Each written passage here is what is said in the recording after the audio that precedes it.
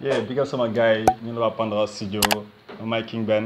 ma la nekk. Yeah, sama gars yi tey ak ma benn vidéo waaw montré suñu projet clip yi animation bi avec Pandora Studio.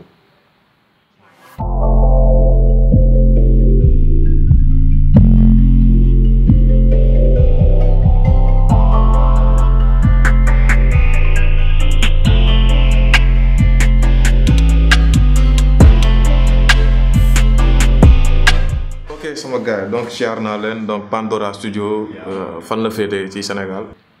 Pandora Studio mu ngi féetee fii Dakar si Mermoz commune. Mermoz ah. ok donc depuis combien de temps yéen a ngi ci affaire yi. Depuis presque 1 an. Ouais, 2 ans on va dire. 2 ans. Ouais. Ouais. Donc avant les 2 ans ku ci nekk yaa ngi doon fonctionné. En carrière solo oui. waaw man maa ngi woon côté reptile moom ñun en côté xam nga. Bon, je suis étudiant. Voilà ça fait. donc bu ñu nekk nga def benn récap ci ñan nga jot a joobal. avant Pandora bi. D'accord. On commence par quoi. Ouais, en fait en 2017 si laa liggéey ak waa Reptile Musique c'est projet 221 bi. si laa defalee seen cover 221 bi. ak aussi seen. yaa defal photo. waaw photo bi maa defoon temps yii. si nice. En même temps aussi j'ai fait aussi clip animation bi loolu moo gën. À l'époque quoi oui. temps amoon matos quoi j'ai fait le clip avec un avec un. yaa tourné clip. non tourné ma clip bi animation laa def. animation mooy daw ci biir. oui j'ai fait ça avec Ben bi. xam nga. waaw Ben bi Ben bi Pod waaw. on a fait ça et man j'ai fait ça avec un téléphone à l'époque un J1. waaw laa defee dessin yi quoi animation yi. waaw non temps yi en fait on faisait avec les moyens du bord xam nga amuñu woon affaire yi donc il fallait qu'on fasse quoi. macha allah après ñoom ñan nga joobal. à part ça après jëboon na ak ci Vue Studio. waaw seen logo animation maa ko defaroon en fait. ok waaw super. c'est la animation de waaw ça nekkoon quoi oui carrément oui. après ñu daal liggéey après ça nag ma def benn pause bu ndaw en fait tu vois dem liggéey entreprise vite fait léegi mu ñëwaatee après en fait c'est la repéré Benek sans plus dama woowoon si benn projet pour benn clip animation quoi en même temps aussi mu gis ni que gars bi mu ngi job si ay affaire yu nice animation mu ni bon xam nga animation c'est compliqué autant le faire en équipe quoi donc du coup j'ai contacté et c'est comme ça qu'on s'est connus quoi.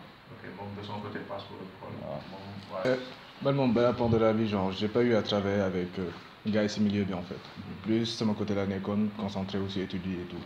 C'est quand j'ai fait benn animation bu ndaw pour Nix ak Nongodi le Ben gis affaire bi après il m'a contacté parce que Samba Peuzzi de son côté il voulait une animation en fait. Ouais, tu vois. Ouais, c'est vrai. mooy son Nix ak Nongodi bi defoon na ban la si woon sax. waaw The New Las. waaw defoon naa benn animation de 10 secondes. bu ndaw vite fait. waaw c'est à la base de ça genre mu gis voilà am na kenn kuy def animation bi ba ma contacté ko ñu commencé liggéey. parce que lu ma leen di dégg nii genre yàggul quoi genre 2017. non 2019 non 2019 la ñu commencé. waaw. après genre si loolu ñu xamante en fait si loolu ñu xamante après si la ñu dem gàllem. toog yow yaa dem vers lui. waaw je suis passé vers lui en fait parce que temps yii genre xamoon naa ñun sama pesi ñun di vite fait et xam nga sama pesi moom bu mu gisee clip bu Joy Boy bi dafa bëggoon un truc du genre te xamoon kenn fii Sénégal koy def enfin man en fait depuis clip bi loolu moo gën bi. Donc du coup, il m'a appelé et quand il m'a appelé, je lui ai dit bon, moi j'ai un boy aussi qui est très balèze, on bosse ensemble. Donc c'est une xamante sotti ko affaire quoi. que loolu c'est très intéressant léegi tour Pandora bi kan moo ko créé te Pandora dafa mel ni ci univers manga.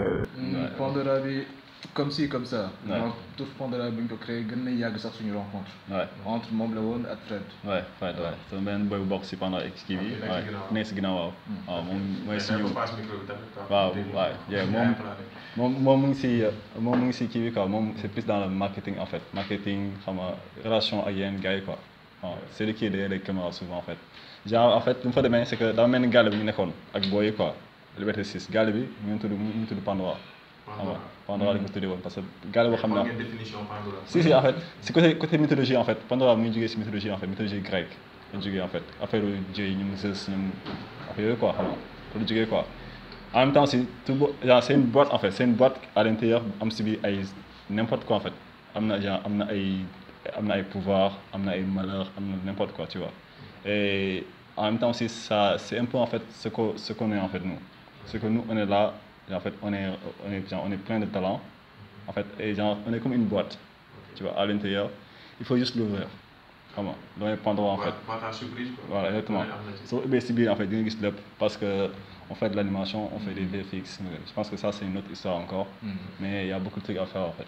Donc Pandora lan la jot a réaliser en termes de vidéo en termes de vidéo officielle vidéo bu ñu commencé mooy vidéo Samba Peuzzi mooy animation yi Arido ak je ne mérite pas ça. mooy seen première vidéo. mooy suñu première vidéo officielle. mais après am na yeneen vidéo yu ñu réalisé mooy comme bi nga ko waxoon bu KMT bi. waaw vite fait des vidéos d'animation de répétitif en fait. Des loops quoi. Des loops waaw. Après si la ñu Nix contacté bon daf ñu njëkkoon contacté par rapport ak animation bu la doon wax waaw. bu Ndongo Di bi at waaw at moom. waaw ñu liggéey si taluñu foo bi. disons que moom mooy animation bu gën a durée bu ñu defagum. genre bu gën a laaj quantité de travail en fait. Clip bi c'est 3 minutes 4 minutes quelque chose comme ça. Mais liggéey bi ça nous a pris plusieurs mois. Plusieurs mois de travail. C'est ça en fait. Ah doy caaxaan en fait. Donc ñu dem ci premier clip muy Arido. Est-ce que mën ngeen ko décortiquer genre nga expliquer naka la demee. Les aspects techniques et les aspects. Ouais. Côté technique. Oui, en fait on peut dire aussi que genre clip bi c'était la première fois ñu def réellement benn gros projet animation. C'était la première fois avec une star, c'était la première fois. Mais avant vous ñan ñoo ko doon def. Avant ñun fii nii. amoon na les trucs de Level Studio ñu doon def ñu ñaay boobu noonu. mais sincèrement nekkul animation boo xamante ne on cautionne. Ouais, tu vois. Nous c'était plus en fait on voulait plus pousser en fait le truc plus loin en fait def loo xam ne day nice comme dit quand un gars le voit à l'extérieur c'est dit carrément que là c'est le niveau tu vois. Et c'est même ça qui nous a causé problème parce que on voulait trop aller dans le détail. Donc du coup on a duré. Ouais, parce que ñun on n'a pas fait des études d'animation. yenn notion ndaw yi rek la ñu am c'est vrai que bon animation. Autodidacte on apprend sur le tas xool tutoriel yi comprendre un peu concept yi nu muy demee ñu dem et on essaie de s'améliorer au fur et à mesure là on sait que suñu niveau animation c'est pas dara loo xamante ni c'est potable internationalement mais affaire bi noonu la on essaie de s'améliorer. Ça en fait moo ko demee donc clip bi kan moo def dessin yi yow ban rôle nga ci joué ak moom ban rôle nga ci joué. Bon c'est en fait rôle yi c'est partagé. Par moment moom day laal ci background bi par moment ma laal ci dessin bi. mais plus niveau dessin moom moo koy gérer. Disons que bu ñu commencé dañuy décortiquer scène yi. scène bu nekk. bi background la soxla. scène bu nekk bi personnage la soxla scène bu nekk bi mouvement la soxla. man damay commencer def sama recherche defar benn background. moom mu commencer dessiner personnage yi. tu vois def animation yi au fur et à mesure ñu avancer di coordonner. Et aussi en même temps aussi en fait moom aussi dafa nekk koo xam ne en fait vu que c'est un architecte. Donc dafa xam carrément décor en fait dafa xam voilà c'est en fait c'est un architecte man suivuma dara en fait c'est juste comme ça waaw xasal voilà exactement tu vois donc du coup en fait vu que moom en fait c'est un architecte donc dafa am naturellement benn genre bët en fait pour tout ce qui est décor en fait tout ce qui est waaw yaa ngi gis donc du coup waaw donc bu ma gisee loolu en fait c'est que bon parce que en fait le gars il dessine aussi bien que moi tu vois on est trop balèze en dessin bon car machallah mais en fait j'ai vu en fait que foofu noonu il a en fait la même mise dessus. Donc, et c'est ça qui nous a aidé parce qu'on a pu en fait qui partager le travail. Donc moi je faisais des dessins des fois il faisait des dessins, mais lui il faisait plus les animations, les montages, les décors, après suñu paree en fait suñu paree lépp pare moom il prend le tout, il passe sur Premiere Pro et il monte, tu vois. Et suñu monté après on met les effets visuels si biir et VFX amoon bindi tout yooyu fa demee quoi. Est-ce que mën ngeen di wax yan logiciel nga di liggéey. D'accord, ouais c'est simple en fait. Logiciel de dessin yi utiliser Photoshop. waaw Photoshop waaw moom Photoshop lay utiliser moom pour dessiner man moom benn logiciel japonais lay utiliser bu tudd Medibang. Medibang c'est un logiciel japonais de dessin en fait boobu moom c'est carrément fait pour dessin. Photoshop ak le benn logiciel. waaw Medibang waaw. et pour genre mettre ça en vidéo. Ouais c'est ça on prend After Effects. waaw moom la utiliser parce que After Effects aussi dafa am aussi notion d'animation frame par frame. Parce que le gars yi xamul en fait animation bu nekk seconde bu nekk ça varie mën na nekk 5 images par seconde ba 25 images par seconde ça dépend si li nga soxla quoi. donc suñu dessiné en fait suñu defee suñu 5 dessins yoo pare wala defal suñu 15 dessins yoo pare ñuy jël dessin yëpp bu nekk jox ko benn chiffre 1 ba 5 après dugal After Effects dafay monter. amatee kii quoi alors que Je fais des études à Sukimat, des gens qui tout ce qui est multimédia et affaire. Mais ben logiciel animation c'est Flash Flash oui, Adobe Flash. En vrai, comme nous l'avons dit, nous n'avons vraiment étudié cette affaire. C'est-à-dire nous matériel de base bu ñu am bu ñu xam moom la ñuy utiliser pour mën a aboutir si résultat bu ñu bëgg. C'est-à-dire peu importe genre matériel bu ñu am xam nañu point bi la ñu bëgg a yegg xam nañ nan lañ koy defee ak ñun outils yi ñu am. Mais c'est vrai que genre avec les logiciels d'animation, ça va être plus simple. Voilà, faire du on a un logiciel d'animation et nous, on sait qu'avec Photoshop, Medibang, After Effects, Premiere Pro, on a une animation bonne si. Et même d'ailleurs, en fait, actuellement en fait là, je n'utilise plus Medibang pour faire l'animation. Ça m'a utilisé un logiciel d'animation, c'est fait pour l'animation, comme Adobe Animate, ça qui était avant Adobe Flash. J'ai utilisé Adobe Animate et Krita. C'est carrément des logiciels qui ont carrément option pour animer. Donc du coup, on s'est adapté. Donc il y a des effets tout ça. Ouais. En fait, madame, genre il y a effet quoi, effet fixe. Genre comme pour les logiciels, les effets, je sais pas, comme ça. Non, en fait là. Dans le logiciel. Non, en fait, des fois c'est dans le logiciel, des fois on part télécharger des packs, tu vois, des packs ou flammes en fait, comme des flammes. Et poussière en fait, des fois on le prend. Mais des fois aussi on se retrouve à le faire nous-mêmes en fait. Ça dépend ce qui est quoi. Parce qu'il y a un effet yoo xamanteni genre boo ko télécharger doo am exactement le bëgg. Faut nga réaliser ko yow même par rapport ak yow scène bi nga bëgg def. Def sa effet bopp en fait. Donc clip Samba Peuzzi, ça vous a pris combien de temps pour le réaliser? Clip Samba Peuzzi, genre je rappelle que ça dure 3 minutes 10. Ok, genre clip Samba Peuzzi, dañ ko def en même temps que je ne mérite pas ça.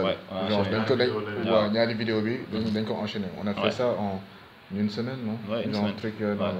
En fait, le problème, c'est que on travaille d'abord à distance. Parce que vu qu'on venait juste de connaître, on s'est dit que bon, on va travailler à distance, essayer le link, tout ça. Mais on a vu que ça n'a pas marché. Donc du coup, il est venu chez moi, on a bossé un jour, mais c'était compliqué. C'est que, genre, nous on pensait en fait au début que ça allait se passer en fait. Parce qu'on n'a jamais animé, on s'est juste dessiné. Donc du coup, on a travaillé de 20h à 6h du matin. Et on a fait juste 5 secondes d'animation. Donc du coup, on s'est dit, oh, 5 secondes. Un truc comme ça pour la première scène d'Atobi en fait. Atobi, c'est justement ça qu'on a fait. Genre, moi, je me suis retrouvé à devoir chaque fois refaire les dessins pour me mener cohérent en fait. C'est à faire frame par frame. Exactement. Donc du coup, en galère, on s'est dit, merde, comment on va faire? Donc après ça, un jour, je pense que il m'a invité chez lui. Et pendant une semaine, chaque jour, matin, soir. xam nga yooyu dañuy xaw a gaañ nag waaw. yooyu comme ça di. dama demoon ba gedd gaale bi carrément woo ñibbi sama gaale quoi te moo xam. Mais en même temps aussi en fait on avait même des fois en fait des crises en fait tellement on bossait en fait on bossait toute la nuit. Le matin il dormait parce qu'en fait vu que des fois il fait des montages donc on switch en fait. Des fois je dors, il bosse, des fois c'est moi qui dors et il bosse en fait. Une semaine yi enchaîné ñaari en fait. Genre il voulait mettre deux vidéos animées moom dugaloon ko. Dafa bëggoon carrément xam nga créer benn genre xam nga en fait en tout cas il a marqué son coup quoi parce que clip bu mu génnee ça. C'était innovateur. Exactement, il a eu ce qu'il veut en fait côté marketing côté bi xam nga en tout cas ñun daal bu ñu gisee clip bi ñun après bu ñu gisee rendu final bi on était carrément en mode. On était satisfaits parce que c'était notre première réalisation. Oui. Notre double première réalisation. Deux trucs en même temps quoi, c'était énorme. Et le mieux c'est bu fekkee artiste bu def commande bi il est satisfait du travail. Et donc dañuy dugg ci benn aspect boo xam ne xam naa gars yëpp dañ koy ragal wax. La finance quoi. La finance. Ça c'est sûr. Ça ma ñaata la fay. Mooy clip Arido tu dois ñaata nga war a génne quoi pour am lu mel noonu. Non pour am clip mel noonu en fait di nga génne. Approximativement su leen bëggul wax. 300 000. 300 000 par clip. 300 tickets. Waaw 300 tickets. Comme Arido comme Arido mel noonu waaw. Ça c'était avant. J'ai un visualiseur. Ouais, ça c'était avant. Non, ça c'était avant 300 000 pour am benn clip comme Arido en ce moment. Faut nga génne minimum benn 600 000. 600 000. Comme vous avez doublé la mission. Non, c'est pas question de doubler, c'est que boo ñëwee dès le départ gars xamuñu tarif yi. Déjà artistes yi boo leen wanee animation pour ñoom benn alternative pour def seen clip moins cher la. Alors que vidéo boo koy tourner clip mën nga ko tourner en un jour monter ko en 2 jours voilà faire yooyu noonu. Alors que animation tu peux passer des mois dessus frame bu nekk yow mi yaa koy dessiner nekkul da nga koy filmer. Donc normalement bu ñu naroon quantifier clip animation moo war a gën a cher 5 fois plus que benn clip normal. En effet. comme on a dit après les gens, semble d'ailleurs qu'on défend l'on quoi. Non, c'était pour la promo pour Pandora en même temps. Oui, c'est ça en fait. Parce que genre, déjà en fait, on se connaissait très bien en fait. C'est un très bon ami à moi. Donc du coup, en même temps, c'était un challenge pour nous en fait. Donc sur le coup, on voyait pas en fait le gain. Tu vois, on voyait plus en fait essayer de challenge lui. Mais comme il a dit en fait, c'est que l'animation, c'est compliqué clip. C'est 100 fois plus compliqué. Et si on parle même en termes de clip animation, quand on parle en France, on parle de 40 000 à 50 000 euros. Wow. Grand clip, tu vois. Et alors qu'ici, en fait, ici c'est quoi 300. En fait, on a tellement de clients, on aurait pu produire plus de 100 clips. Mais on est, genre, à chaque fois, on ne tombe pas d'accord sur le prix. On laisse tomber. Donc c'est pour ça, en fait, l'équipe d'Arido, ça nous a coûté, ça lui a coûté 300 000. Mais après, on a commencé à revoir nos tarifs en fait, au fur des trucs. Ouais. Ouais. Et les médias, c'est le deuxième réalisation. Ouais. Donc, voilà. Donc, dites-moi, moi, c'est la dernière réalisation. Ouais, c'est une dernière réalisation. Avec combien de temps ça vous a pris? Comment tu devais insérer cette réalisation B, en gros, ça nous a pris bien une période de presque 1 an. 1 an? Ouais. Non, 1 an, waaw. Mais pas pour, pas genre non-stop, hein. Et 1 an, bon, xamante ni dañuy liggéey benn 2 mois après genre ku nekk si ñun dafa am benn activité am. Genre dañ ko démarrer de temps en temps. Ouais, si. Kon ñun ñaar ñëpp dañoo amoon suñu liggéey donc kii day dem occupation kii dem occupation te week-end yi rek la ñu amoon temps pour ñu rassembler wu liggéey si bien les soirs. Donc pendant 1 an ñu toog liggéey si et on a insisté sur le 1 an parce que. Non, ça fait déjà 2019 là.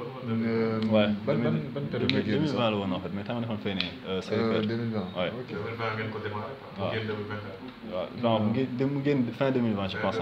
Ouais, mais fi muy defee son 1 an de 6 ans, 5 ans de Nulles.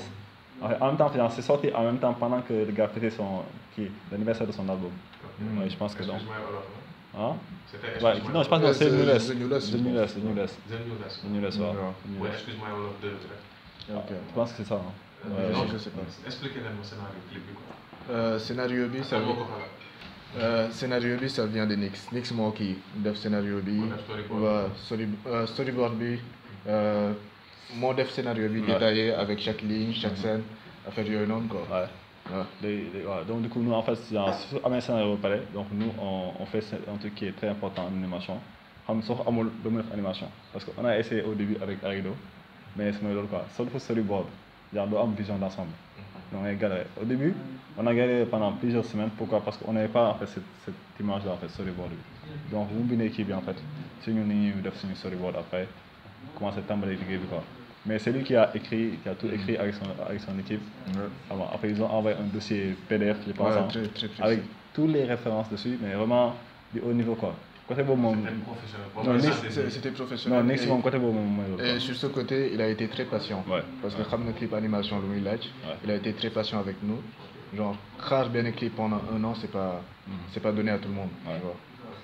C'est ça. Donc, il t'a découvert à travers l'animation bu ndaw bi nga defoon moom ndaw bi début.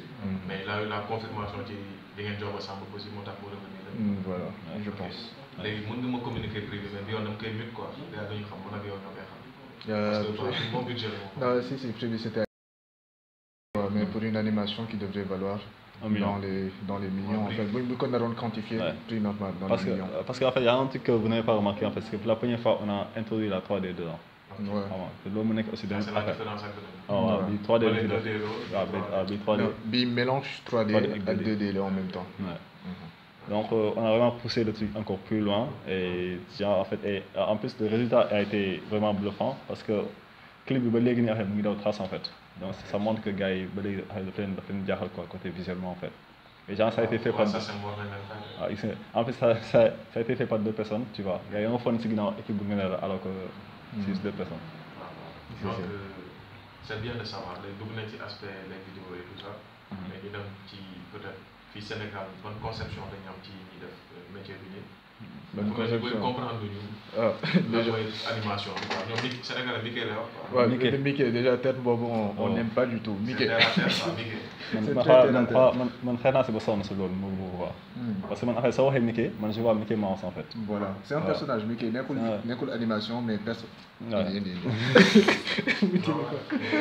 nekkul kii animation mais personnage la benn personnage benn dessin animé Mickey. waaw donc nous ça nous dérange complètement en fait thème bi quoi. Yan difficulté nga rencontré ci métier bi. Bon déjà en fait li gën a mettre en fait mooy difficulté technique. C'est qu'en fait genre matériel bi outil de travail bi genre qui valent des millions déjà. xam nga matos bu baax bi tablette graphique bi nga gis fii nii loolu en fait ça vaut très cher.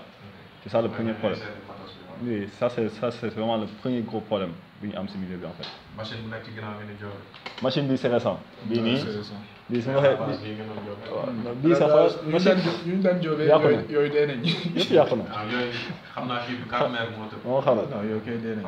xam nañ yëpp xam nga donc du coup on a un peu augmenté le niveau un peu xam nga mais machines yi en fait on parle de machines à 1 million 1 million 800 000 700 000 xam nga. Ça c'est vraiment en fait il faut mettre les moyens dessus parce que ouais, parce que même pour un rendu en 3D aussi il faut vraiment mettre machine bu baax en fait. Kon dafa demee. Donc récemment gis nañu ak Bess tamit def na benn clip bu am animation. Obiti. Vous avez vu le clip? Ouais, Obiti moo ko def. Am the Man, je sais pas trop ça. Obiti, c'est Obiti qui a fait ça. C'est qui Obiti? Obiti c'est je t'avais montré un boy sur Instagram. Bon, il a un autre nom mais genre sur Instagram c'est Obiti en fait. Ok, d'accord. Donc en fait, donc c'est une animation en 3D en fait. D'accord, ouais, ok, je vois ton truc. Ok, donc yow ban gis-gis ban gis-gis nga am ci vidéo bi. Bon, comment ça? Moi personnellement. Est-ce que ça rejoint les ngeen di def? Oui, en fait, personnellement, ça rejoint à moitié ce qu'on fait. Parce qu'il y a un truc qu'il faut savoir avec la 3D, c'est qu'en fait, dès que tu modélises, la personne c'est fini. Après animation, il y a tout ça, animation dessus, vite fait, tu vois. Mais ça donne du travail, c'est vraiment du travail, vraiment, c'est énorme comme travail. Et rendu bien c'est trop, sincèrement. Qui c'est réaliste, vraiment. Mais c'est quand même. Cinéma 4D, je sais pas. Oui, en effet, oui. Mais en fait, animation 3D avec 2D, c'est carrément deux mondes différents en fait. Et c'est pour ça en fait que si tout va bien, maintenant les gens sont plus focalisés en 3D qu'en 2D. Parce que 2D en fait, il faut savoir que frame bu nekk yaa dafa sa bopp. Alors que bii nii en fait da ngay créer décor bi, créer personnage bi. Mais c'est toujours du haut niveau. Hein. C'est vraiment le ma gis nii moom c'est du très haut niveau. Ouais, il est bon. Il est bon. Donc voilà, à part mën nga teg KMT en par exemple. À part kii Samba Peuzzi, Nix ak KMT. Yan artistes ñoo leen jot a contacter wala yan projet ñoo leen en cours quoi. Ngeen di jox ouais, donne plus de détails dessus. Il y a personnellement, il y a Flat Ripper. Flat Ripper, bon, c'est déjà livré. Non, en fait, non, pas encore. Flat Ripper, c'est pas vraiment pour lui, mais c'est pour une connaissance à lui. Ouais. Comment il s'appelle déjà en fait? Le gars, comment en fait, Alain. Ouais, Alain en fait. Je pense que c'était le guitariste. Non, c'était un saxophoniste. Ouais, c'est un saxophoniste. Et il travaille avec Youssou N'Dour. Donc on lui a fait un clip, mais genre, je pense que c'est toujours avec nous. Hein. Ouais, bon, on n'est pas arrivé à terme. Ouais, mais... on n'a pas arrivé à terme, mais l'équipe est déjà prête. Oui, quand même on a aimé travailler avec lui. À part lui, on a eu à travailler avec Omzo Dollar aussi. Oui, son clip n'est pas encore sorti. C'est en cours. Ouais, c'est fini. En ce moment, l'équipe est là en fait. On a exclusivité après. On a exclusivité après. Ouais, on a exclusivité. Ouais. Ok, donc waaw yow gën a yéeme yi génn wala qu'est-ce que non bii nii moom beneen niveau la parce que en fait dama indi benn style bu bees en fait côté dessin en fait. Dama indi benn style bu xaw genre bu particulier en fait. Et en fait genre au début on a galéré dessus et en fait le second gars parce qu'on l'a fait en 2 jours. C'est ça. Waaw. Vraiment 2 jours non-stop. On liggéey vendredi ba dimanche non-stop nelawuñu benn jour. léegi link boobu comment ça s'est créé quoi Omzo nan la jékki-jékki rek contacté la. link boobu c'est que dama njëkkoon def benn image benn dessin genre pour Omzo pas vraiment dessin de. mooy modification Photoshop yooyu noonu. am na benn bu muy toog si benn nuage am benn dragon et tout. waaw boobu man la woon genre temps yooyu xamaguma woon benn. waaw boobu xaw na yàgg.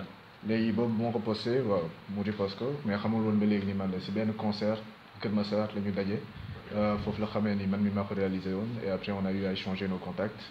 Et à partir de là mu xaw a xool suñu page bi ñun li ñuy def mooy bu ñu commencé animation yi ba pare. waaw parce que moom bon disons qu'il baigne un peu dans le milieu des mangas comme otaku peut-être affaire yooyu noonu.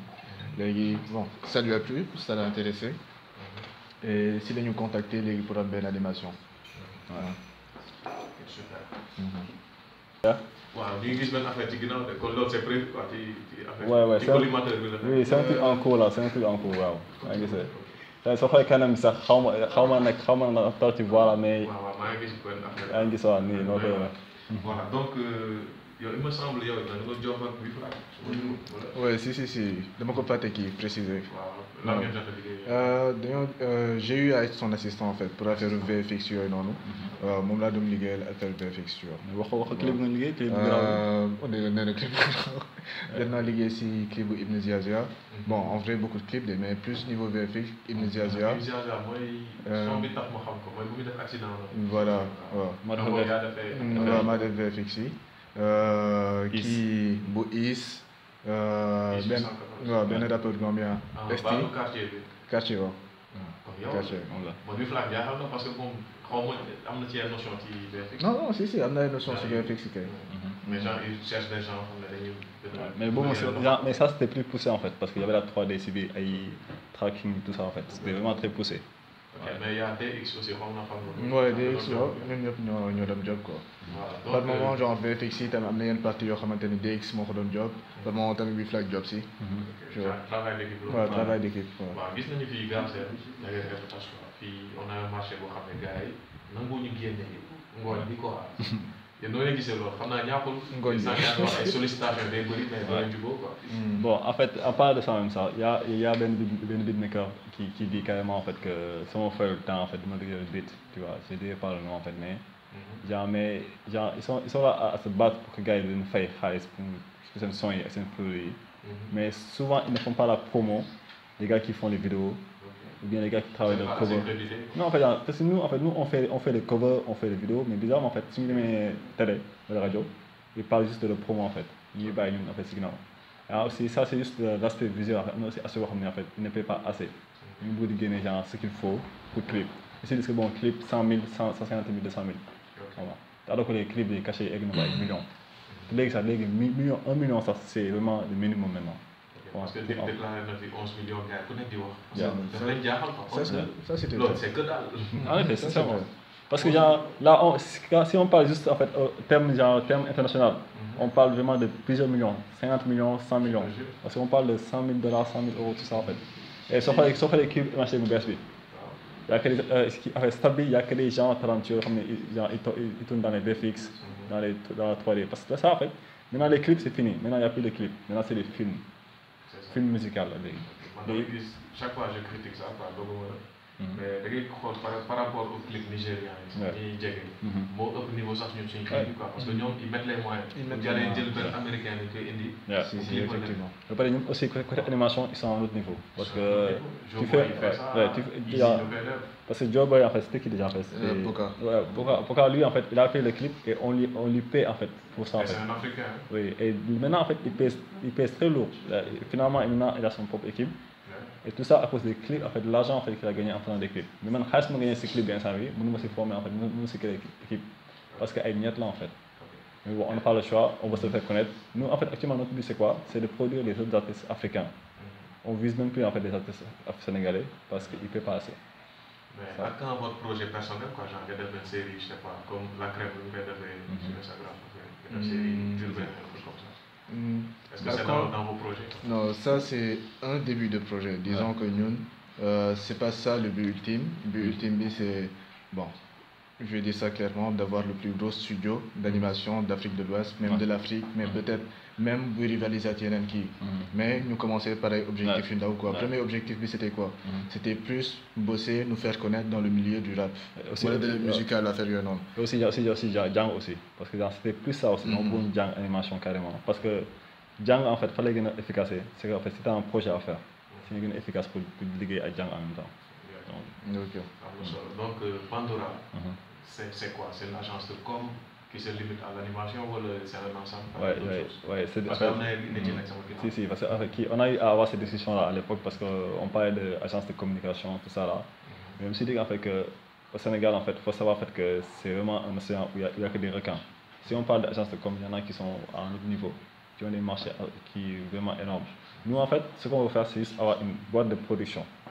C'est qu'en fait, on est vraiment en mode freelance, en fait. Si une agence de com vient nous appeler pour un projet en animation, on y va, tu vois, en tant que boîte de production. Donc, du coup, on n'aura pas, en fait, de rival, en fait, entre les agences de com.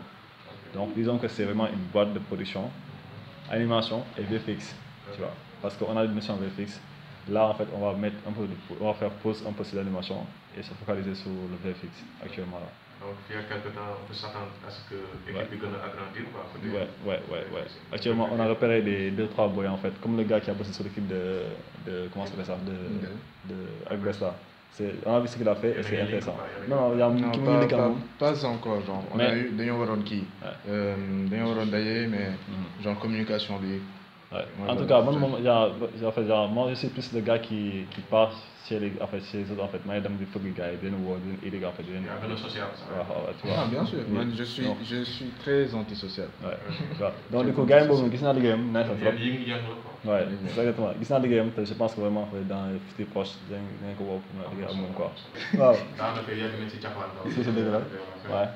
Donc, su fekkee y a un sujet boo xam ne waroon nañ ci wax tey amuñu temps pour wax ci genre bu doon ku ci nekk benn 30 secondes wala une minute. Ok, moi je reprends parce que sànq daf ma daggoon bu may wax affaire étape yi. Genre dama ne woon ne première étape bi c'était de nous faire connaître genre si milieu musical parce que bon c'est un milieu dans lequel on baignait dès le départ quoi. Ouais. Après étape qui suit mooy officialiser affaire bi nekk carrément benn structure. Commencer di gagner ay marché de façon plus formelle. Non. Après, ce qui suit, bon, naturellement, objectif B, c'est de produire non animation, mais de produire des animations pour les gens. Parce que nous, un studio d'animation de l'UNEC, quand vous animation, quand vous produisez une série, nous sous-traitons le reste. Bon, on te produit ta série d'animation à tel prix, et après tu pars avec. Ouais. Et heureusement en fait qu'il vient de parler de ça, parce que j'ai oublié de dire un truc, on a travaillé aussi avec l'OIM. C'est l'Organisation internationale de la migration. On a eu un concours récemment en fait, avec Tunga Taga. Je ne sais pas si c'est au courant. L'animation, ça aussi, ça nous a pris plusieurs mois aussi. Nous aussi, malheureusement, je ne sais pas s'il y a le temps de mettre ça aussi, mais bon, bref. Okay. Mais ça, c'est vraiment notre vrai gros marché qui nous a valu en fait, tu vois, dans les millions en fait. Et ça, c'est normal parce que, tu vois, c'est des grosses structures. Ils parlent de millions en fait. En même temps, c'est rappelé. Ils n'ont pas les moyens. C'est quand même un problème, juste qu'il faut rappeler aussi gens en fait, qu'ils soient vraiment honnêtes quoi, envers les gars avec qui ils travaillent. Toi, tu sais carrément que c'est un travail qui demande beaucoup de sacrifices, donc mets les moyens ou bien ne viens pas déranger la personne. C'est ça, en fait, c'est l'autre. Donc, on connaît du niveau délicat, c'est tout. Man la King Ben Infinity parce que may changer tout à chaque fois quoi. Ça may c'est King Ben Infinity. Avant King Ben 6 le 1, King Ben 5, King Ben 4, 3, 2, 1, ba 0. Ça may c'est man la King Ben 1, My Infinity, may c'est Instagram et ça en fait. Je fais des dessins, des visuels tout ça en fait. Et c'est un mail là pour vous les contacter. Et ça c'est un mail man c'est King Ben 1. C'est King Ben. Non, pas mais le Pandora. Non, pour le Pandora, pour le moment, genre, établir une pour le moment, genre, affaire communication avec comment c'est vous qui organiser leur structure et tout. Et ça va venir après nous avons une boîte mail, nous allons organiser page bi, nous avons page 6 plateforme et tout. Et là, on va commencer à travailler plus sur la communication. Donc ça bien déjà ku bëgg jot Pandora en fait des jot King Ben, des jot nek wala mu jot frère ou bien un truc comme ça. En fait. Et Pandora aussi, ça ne se limite pas qu'à nous deux. Genre, c'est toute une équipe, il y a Ben, il y a moi, il y a les deux autres qui sont derrière, Fred et Stéphane aussi. Vraiment, c'est vraiment un truc, c'est une famille en fait. Et ici, là où tu es actuellement, là, c'est la base quoi. C'est notre local. Ok, donc merci beaucoup, Samakari. Ouais, merci toi aussi. Dédicace à toi. Pétrole bu lay xeeñ